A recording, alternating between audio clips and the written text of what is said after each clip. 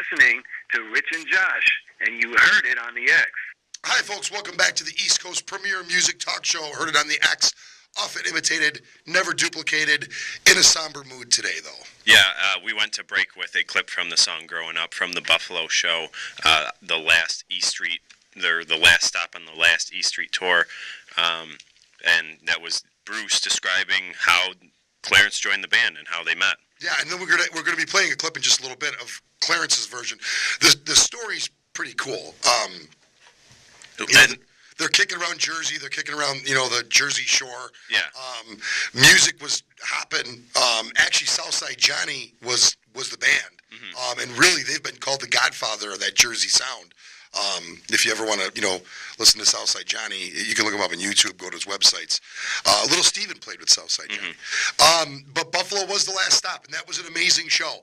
You've seen Springsteen a couple times. I've seen Springsteen a bunch of times. Yeah. In my opinion, and really, let's face it, my opinion is the only one that counts, don't you think? I think it's, mine counts for like half an opinion. Don't fool yourself. It's just yours. There's actually only 1.5 opinions in the world. You and then mine. Oh, yeah. Kim Marie gets an opinion as well. No. There's been 3 monumental performers, I think. And I'm not talking about monumental artists. I'm talking about monumental live show performers since the beginning of this thing started. Can I guess who you're going to say? Go ahead. Elvis? No. Oh, okay. Well, I was going to say Elvis, Springsteen, and Michael Jackson. You got 2 of them. Michael Jackson, Springsteen, and Prince. Those are the 3 that their live shows alone, whether you like them or not, whether you like their music or not, if you go to those live shows, which, Mm-hmm. you can't see Michael Jackson anymore, but those are the shows where you watch them and you just think to yourself, wow, you're just in awe of the talent that you're seeing and the way it's presented. And last Sunday after the show, your band was at Attitudes. Jim behind the board. He came out, saw the band and stuff. We were actually talking about this with my girlfriend, and Jim was saying that he went to those New York or the ones at Giant Stadium. He went to those shows, and we were saying to my girlfriend Diva Nicole from the Diva Show Band. We were explaining to her that you can go to see Springsteen and not know any tunes. And that's exactly what we said to her is, you can walk out just being floored by the performance. Yeah, you're floored. I mean, you're floored by his stamina. You're floored by that band. Jim, you went to the Wrecking Ball shows? Yeah, all 5. Oh, did you? Kim and I went to the last 2. Okay, so we were in the same place. Actually, in the same place. It's funny that we meet now this way, but yeah. they were great shows. And I thought, in my lifetime, I've always wanted to see the Stones in England, in a home turf type thing. Yeah. And seeing Springsteen in Jersey was just magical. Yeah, all of his shows were great. Every night he did a different album. Right. Which was kind of cool. And then just the way he's old. And you wouldn't expect an old guy to put on such a good show. For 3 hours long. Crowd surfing, climbing up into Giant Stadium stands, up there, running around, full on. Yes. That was one of the best shows I've ever seen. So, what is your take on Clarence? I mean, as far as... let me ask you a question. Josh asked me a question earlier. Will they tour as the E Street Band again? I thought maybe if he came out of it. It's just... I can't see it happening now. I don't know if it'll be the same without Clarence. Yeah, I mean, the fact that Danny Federici was in the back playing an organ, I mean, an important part of the band, but I just think that I always thought in my head if Max first of all, if Max goes, I don't know, you can get another drummer who can play a 3-hour night like that. Yeah. And not stop. Yeah, and Clarence, I just thought those were the only 2 irreplaceable guys. So I guess the fate of what's going to happen is... Yeah, who knows? Maybe they'll find another guy, but it just won't be the same show. Yeah, anymore. That's why I said if they tour again, I doubt he'll call it the E Street Band. I mean, I don't know. I just think Bruce has this connection with Clarence and this. He almost feels obligated that the E Street Band is Clarence, and I don't think that, if he takes a band on tour without Clarence and it's a different sax player, I don't see him calling. I don't know. I don't know if he'll call it the E Street Band. It's funny because the name E Street Band came because they were waiting for a member, and it might have been Vinny Lopez, who was the original drummer. Yeah, Vinny Madman Lopez. Who lived on E Street, and they would wait there for him. He was always constantly late. So that it was said, and it might have been said to Clarence, I think by Little Steven, here we are, the E Street Band again, you know, because they were waiting on E Street for Vinny. So, you know, Clarence might have even been that important in even naming the band. I mean, either way, I do think that Bruce got some strength from him. Going back to my original statement about shows, though, live shows, the Michael Jackson show, very polished, very pinpoint accuracy, perfection. Yeah. Like go to the ballet almost. I mean, in a broader sense. Yeah, I know what you mean. Prince's show, and I've seen Prince a couple times too. Amazing musicians. But as far as rock and roll enthusiasm, there's just nothing better than an E Street Band show. Period. And that's complete musical insanity. I saw an interview with Little Steven once, and they were talking about set lists, or, you know, how Bruce comes up with the set list. And he said something like, he's like, yeah, Bruce handwrites the set list about 20 minutes before we go on stage, and about 10 seconds in, he just completely disregards it.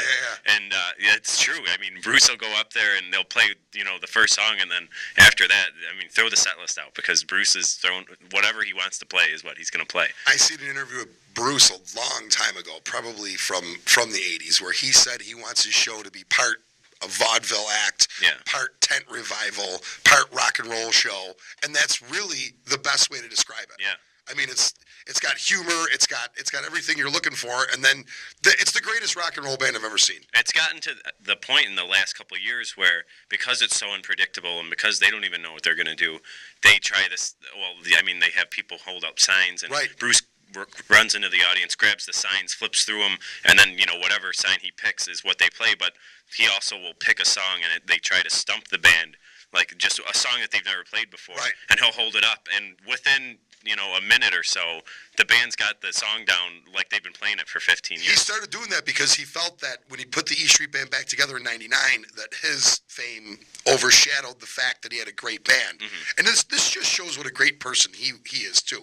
We're talking a lot about Bruce on Clarence's memorial show. Yeah. But he wanted to show that they are the best bar band that ever lived, and they really are. By doing that was incredible. You know, were you with us the time that he did Like a Rolling Stone? Never did it before? No. It's just incredible. I'm trying to think. It's down in Pittsburgh. That's where they brought Krashecki out, as a matter of fact. Yeah, then that was Max's son actually playing drums at that show. That's right. That's right. You're right. Okay, right now we're going to play a segment. This is Clarence's version of how he met Bruce. Bruce's was very musical. Yeah, Bruce's is very musical and theatrical. But, I mean, it's true. I mean, the door blew off, and Clarence is standing there. This is Clarence's version. On the other side of the break, we're going to be joined by the guys in Fair Trade. Stick around, folks. Heard it on the X. I walked into this joint, and I was playing with Norman in a bar down the street. It goes back a little further, and I'll take it back a little bit. Karen Cassidy was a singer in Norman's band. Norman was a Jewish guy with a big red afro, and he did cover music. You know, we did cover things, and he took a chance for hiring me back in those days in the '70s. A black man playing this white band, and a lot of people didn't hire him. But the music was so good and so strong. He says, I got to do this. He took the step, and that's what really impressed me with Norman, that he took the step to hire me in his band because the music was good. And I know it wasn't really what I was looking for, but I was playing as what I wanted. I was playing in the soul band. We were playing at Fort Monmouth, and we're coming back, and the car breaks down in front of this bar, and I hear this music. Whenever I heard music, I wanted to play. So I took my horn, went into this place, and there was Norman. And he had this girl singer named Karen Cassidy. Karen and I became good friends. Norman hired me. I left the black band, and because it was just wasn't going anywhere. I wasn't into that James Brown thing all the time. I wanted something adventure. I wanted something new. Rock and roll was new to me, right? Because I grew up in a very religious background and very soulful music, and I got into the soul music. But I wanted to rock. I was a rocker. I was a born rock and roll sax player.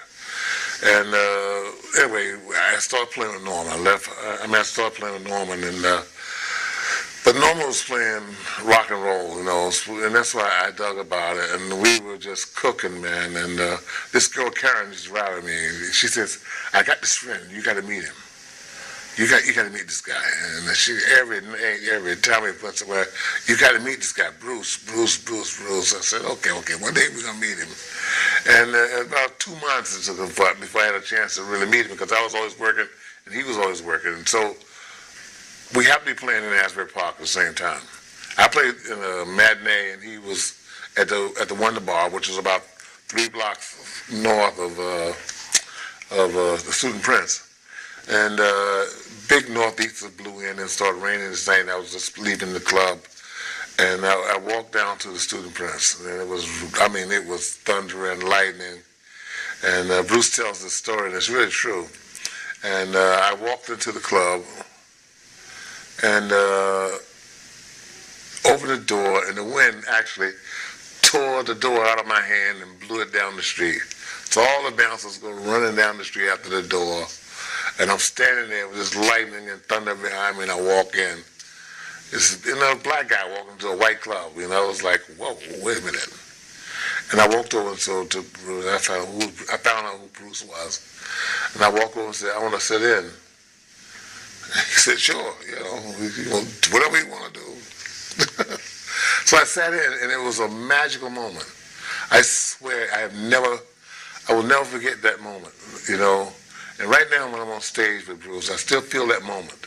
It was something that all my answers, all those bands I played with, all the things I was searching for, and all the things I wanted to do was right there.